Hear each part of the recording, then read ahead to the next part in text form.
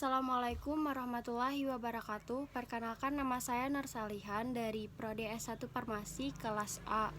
Di sini saya ingin menjelaskan sedikit tentang mata kuliah petrokimia yang berjudul Ekstraksi Metode Distilasi Uap Air. Di sini membahas tentang yang pertama, membahas persiapan sampel bahan alam, di mana menjelaskan dan menyebutkan tahap-tahap persiapan sampel. Berikutnya menjelaskan tahapan pemeriksaan mutu sampel, parameter non-spesifik. Yang kedua, ekstraksi destilasi uap air. Di sana menjelaskan pengertian ekstraksi dan pengertian destilasi uap air. Menjelaskan prinsip metode ekstraksi destilasi uap air, kriteria pemilihan pelarut, dan menjelaskan kekurangan dan kelebihan metode ekstraksi destilasi uap air. Yang ketiga, identifikasi senyawa. Menyebutkan tahapan identifikasi senyawa yang digunakan dalam jurnal ilmiah tersebut. Menjelaskan bagaimana prinsip identifikasi senyawa itu dilakukan. Pertama, persiapan sampel bahan alam. 1. Pengadaan sampel. Contoh sampel berupa daun sirih atau paper beetle L, atau sampel apapun yang kita inginkan untuk kebutuhan penelitian. Yang kedua, penyiapan simplisia. Sampel yang digunakan adalah bagian daunnya saja. Pengambilan sampel dilakukan pada saat daun tumbuhan telah berwarna hijau sempurna, di mana pada saat itu kadar senyawa aktif paling tinggi sehingga diperoleh mutu yang baik. Yang ketiga, identifikasi sampel daun. Identifikasi sampel merupakan langkah awal sebelum melakukan penelitian untuk mengetahui jenis, karakter, atau golongan dari sampel yang akan dibuat. Identifikasi tumbuhan bisa dilakukan di laboratorium atau di dalam rumah. Yang keempat, sortasi basah. Daun yang telah dipetik dipisahkan dari zat pengotor yang menempel pada daun dan membuang bagian-bagian yang tidak perlu sebelum pengeringan, sehingga didapat daun yang memiliki kualitas yang bagus untuk digunakan. Hal ini dilakukan dengan cara manual. Yang kelima, pencucian simplisia. Pencucian simplisia dilakukan untuk menghilangkan pengotor yang masih melekat pada simplisia setelah pelaksanaan sortilisasi basah. Pencucian dilakukan dengan air mengalir dan waktu yang sesingkat mungkin. Pencucian dilakukan dengan air mengalir dan waktu yang sesingkat mungkin bertujuan untuk menghilangkan mikroba dan pengotor, namun tidak menghilangkan zat khasiat simplisia tersebut. Yang keenam, pengeringan simplisia. Pengeringan simplisia dilakukan dengan cara diangin-anginkan atau tidak terkena cahaya matahari langsung pada suhu kamar. Yang ketujuh, perajangan. Proses perajangan ini bertujuan untuk memperkecil ukuran dan memperluas permukaan simplisia agar proses ekstraksi lebih mudah dilakukan. Menurut Departemen Kesehatan Republik Indonesia tahun 2008, pembuatan serbuk simplisia merupakan proses awal pembuatan ekstrak. Serbuk simplisia dibuat dari simplisia utuh atau potongan-potongan simplisia yang telah dikeringkan. Proses pembuatan serbuk dengan suatu alat tanpa menyebabkan kerusakan atau kehilangan kandungan kimia yang dibutuhkan dan diayak hingga diperoleh serbuk dengan derajat kehalusan tertentu. Derajat kehalusan serbuk simplisia terdiri dari serbuk sangat kasar, kasar, agak kasar, halus, dan sangat halus.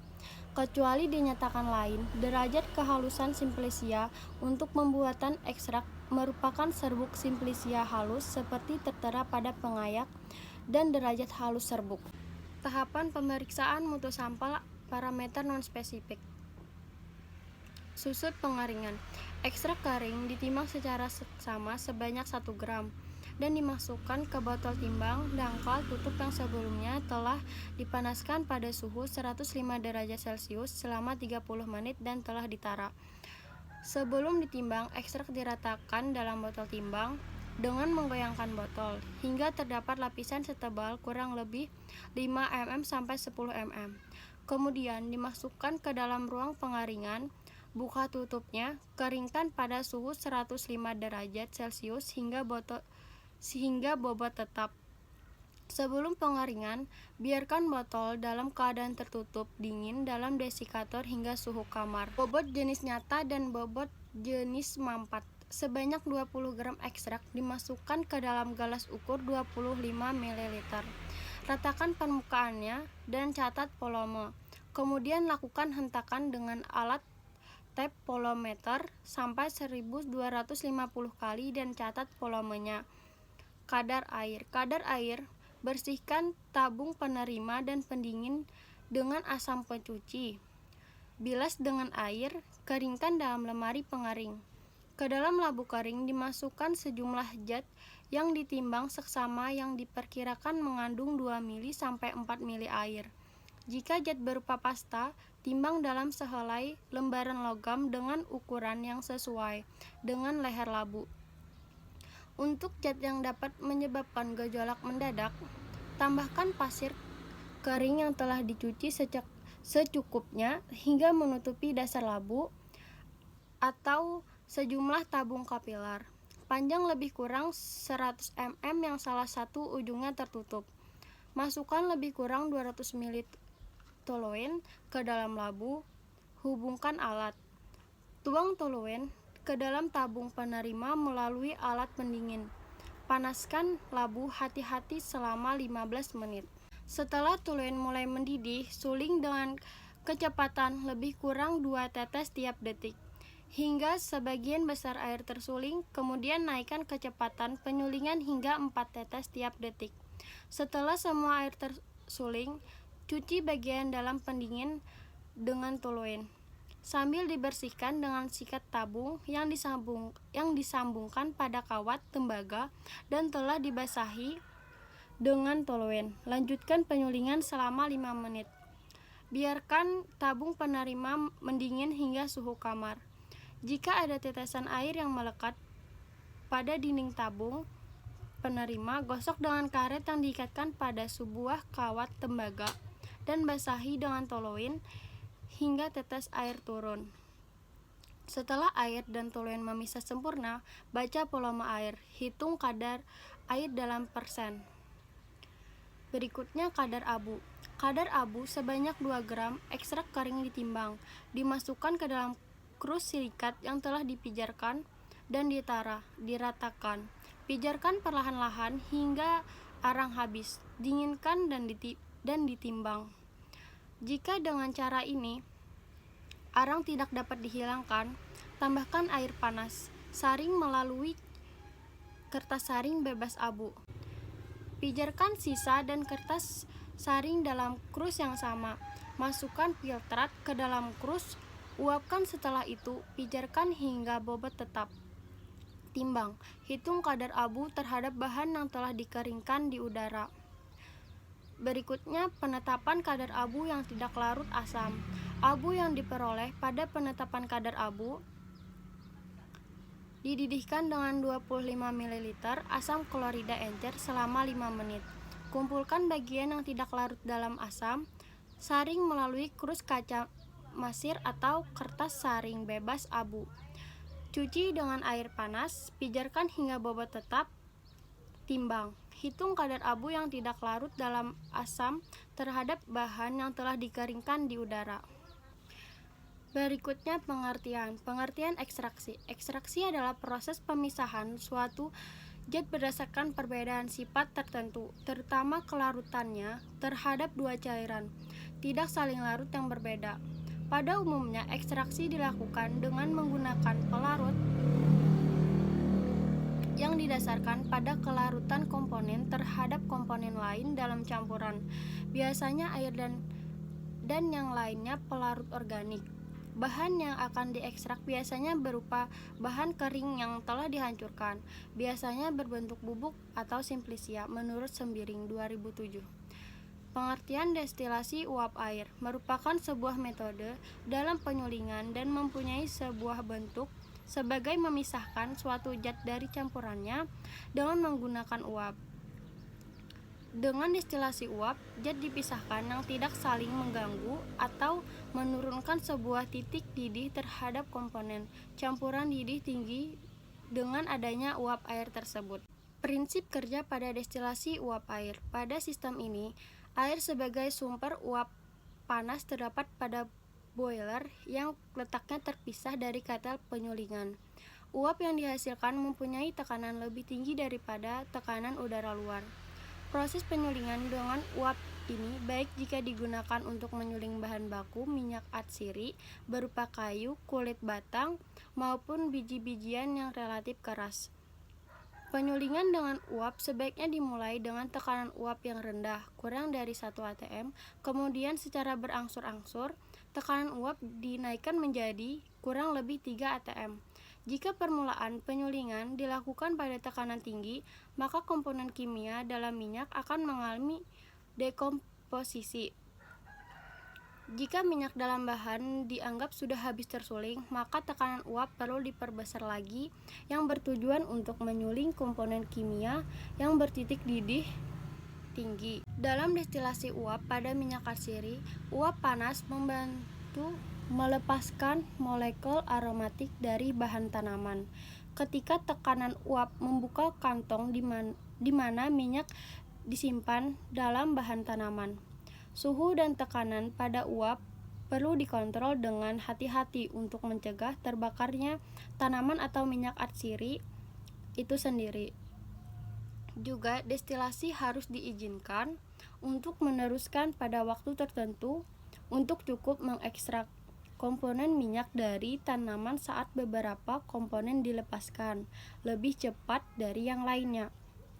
Selanjutnya, kriteria dalam pemilihan pelarut. Pemilihan pelarut pada umumnya dipengaruhi oleh faktor-faktor berikut. Yang pertama, selektivitas. Pelarut hanya boleh melarutkan ekstrak yang diinginkan, bukan komponen-komponen lain dari bahan. Yang kedua, kelarutan. Pelarut sedapat mungkin memiliki kemampuan melarutkan ekstrak yang besar atau kebutuhan pelarut lebih sedikit. Yang ketiga, kemampuan untuk tidak saling bercampur. Pada ekstraksi cair-cair, pelarut tidak boleh atau hanya secara terbatas larut dalam bahan ekstraksi.